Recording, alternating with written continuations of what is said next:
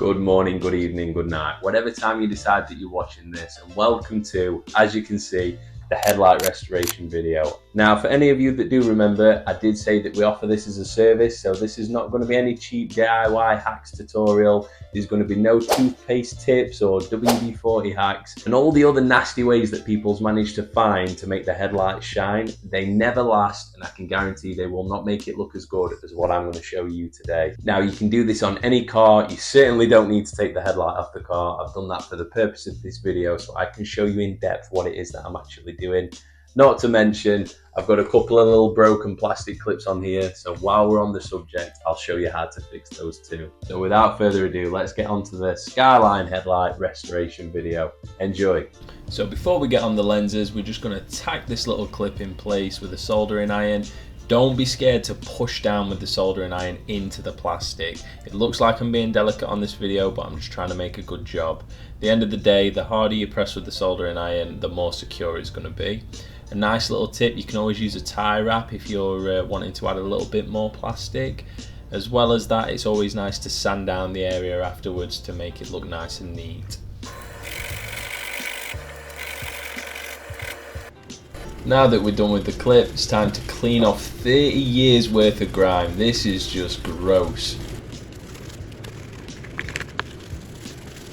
But before I get ahead of myself, well, ladies and gents, it looks like we're being kicked out to the garage because the kitchen is not an ideal place to be repairing car parts. Or so I've just been told. But I told her, says, listen, I'll repair things wherever I want. So the first thing you need to do is make sure you're following the correct sanding technique. This involves starting at 800, followed by 1200, finally followed by the 2000 grip. It's also really important to make sure you're constantly lubing the area with water, because if you get any sort of debris underneath this, especially while sanding with a drill, that's going to leave a lot of score marks. Step one being one of the most important, and that's because we need to get it really flat. Now there's a few key ways of seeing if it is truly flat or if it isn't, which I'm going to show you.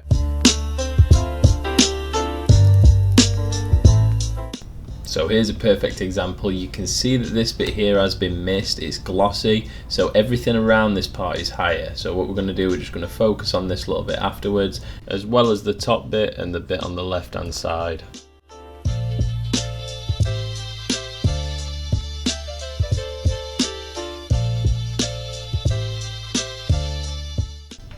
Okay, much better, but far from perfect. It's looking a lot more uniform on this side apart from the higher bits, and this side there's still quite a bit of work to do. If I zoom in, you can really see what we're trying to get out of this headlight. Now it's like this all over, but we're going to make it flat as a pancake before we go on to the next grip. Okay, I don't think that that can be too far off now. I think we're about there, so we're just going to give it a spray.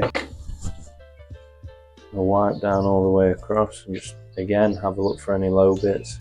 Like I said previously, it doesn't matter how long this step takes, it's one of the most important along with the final. So, and I'll be honest, she's looking pretty good. Not really seeing too many things wrong with her. I think that's going to dry very uniformed. Safe to say I was correct. This is how it dried, a uniform colour. Now it's time to get onto that middle step. Now what people don't warn you about is you need good stamina and a good drill battery. So we're getting rid of the 800, popping on the 1200. Same as before, make sure it's nicely lubed up. We're going to go across the whole thing. It can also be a good tip to make sure that the drills operate in the opposite way to what it was before. This is really going to get in all the cracks. Okay, I think I just saw a little bit of debris in there. It's not worth taking the risk. Make sure it's rinsed off and just go again. If you see anything on there, make sure you get it out, because that will cause deep scratches that the polish is not going to remove, as well as the UV protection that we're going to add later. Now I know that this is a lot more time consuming than putting some toothpaste onto a microfiber cloth and rubbing away, but what you have to do in this scenario is just trust the process, because this is going to look mint. Now get onto your final stage of sanding. So after the final 2000, this is the sort of thing that you should be looking at. Now for anybody with normal headlights, congratulations, you can go on to the polish and the UV protection, which is the fun part, so feel free to skip to that point in the video. And on Skylines, if you own one, you'll know that these parts go disgusting, and it's not a case of just polishing it like this headlight. This is an open port. in which you can fit your finger right up and go right round. Now, we cannot possibly clean this. It's just not a possible thing. So we need to be spraying this gloss black. There are more problems. You can see little bits like this, and that allows light straight through. And from here, you can see all the openings in the paint. So underneath also needs to go gloss black. So let's get to the masking. Now, it's never no fun to do masking, but it's always important to make sure you do a good job of it. So yeah, here's a time lapse of me in pain.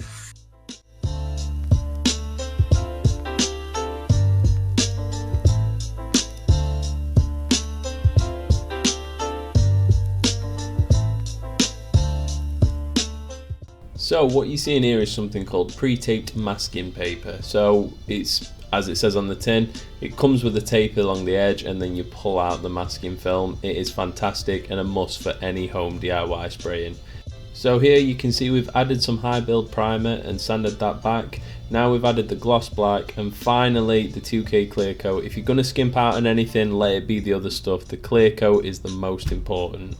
I thought while I had the stuff out I'd add a little surprise. Here's the rear garnish on the Skyline. If you did watch my first video with all the problems, you'll have known this was on the to-do list. So I thought, why not get it done at the same time? So we're going to have to make this quick because I managed to sneak back into the kitchen for this final stage. Nothing to do with the fact that it's absolutely throwing it down out there. If you want to come and take a closer look, this is the second most fun part, so well done for making it that far. Just going to have a few dabs on the top of your polisher, dab it around the headlight a little bit. Make sure your polisher is turned down a little bit. You don't want to be going too aggressive with it at the beginning. You just start polishing away.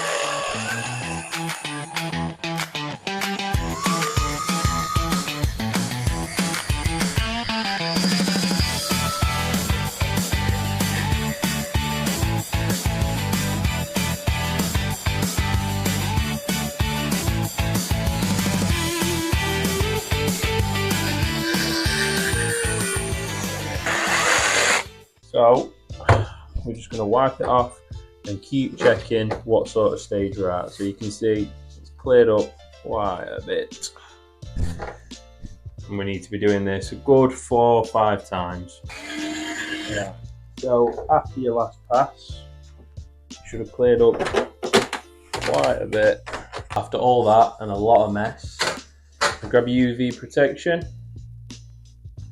I'm going to drop a good amount of it onto the provided foam. Let that soak in a little bit. And then just from one side to the other, wipe along. There.